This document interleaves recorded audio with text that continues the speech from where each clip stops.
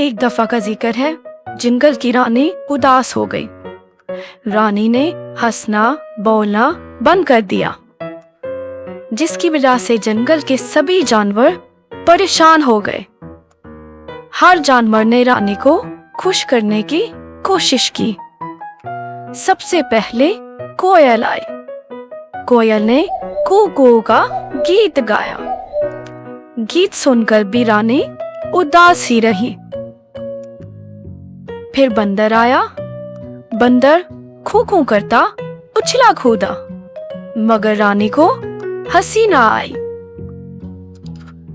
आखिर में मोर पैरों में घुंघरू बांध कर आया।